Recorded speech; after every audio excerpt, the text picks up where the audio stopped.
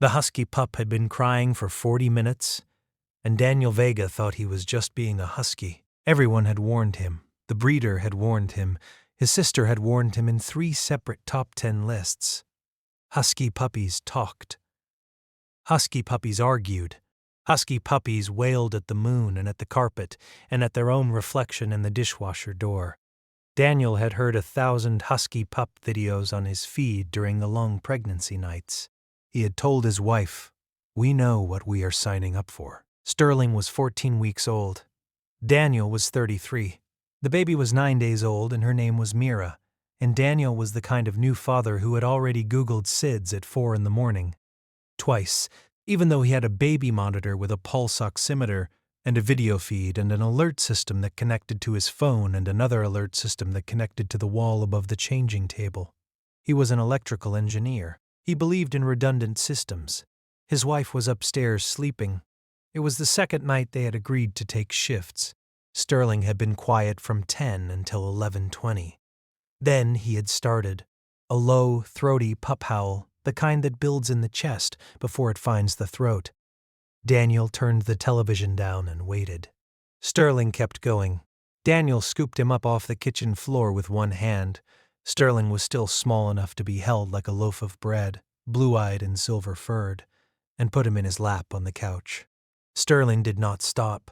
Sterling climbed up Daniel's chest and pressed his nose under Daniel's chin and howled. Daniel laughed.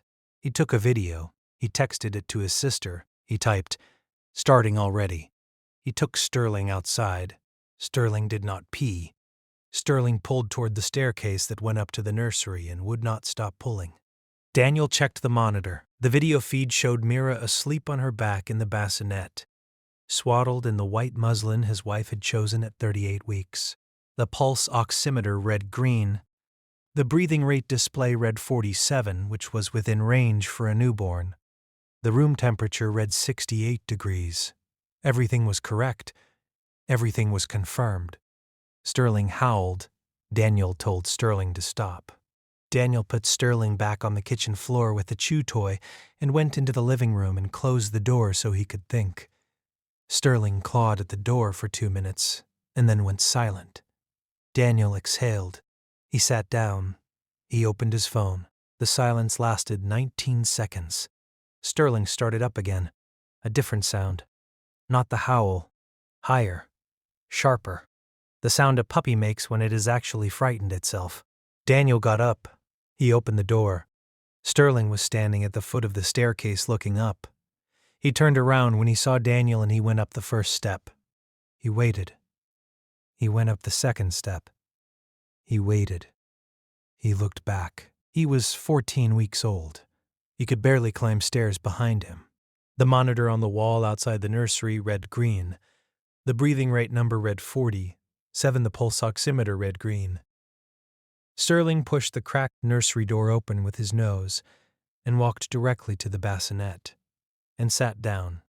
Daniel looked into the bassinet. Mira's face was the wrong color. It was a color he had no language for. Not blue, not gray, a specific dimness around the mouth he would later see in a pediatric textbook and recognize immediately. He picked her up. She was breathing. He could feel her breathing. The monitor still read green. He took her downstairs. He put on the porch light. He looked at her under it. The dimness was there. He woke his wife. He put Mira in the car seat.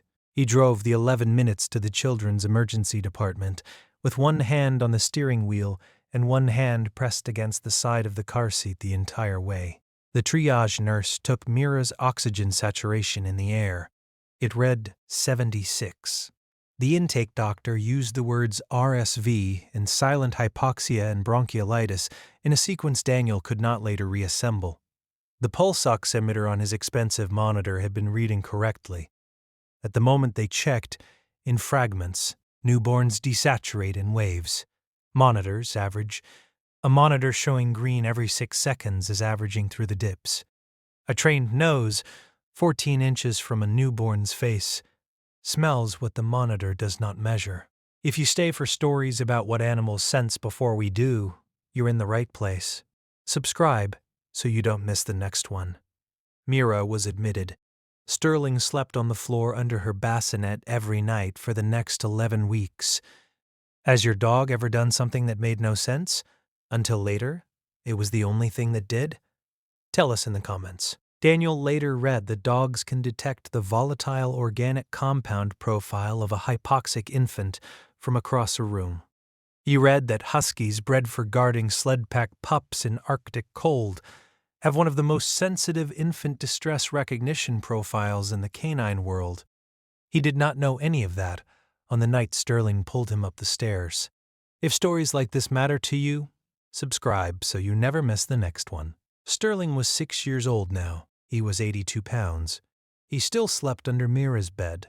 Daniel checked the monitors sometimes out of habit. Then he looked at the dog. The dog was always the one looking back.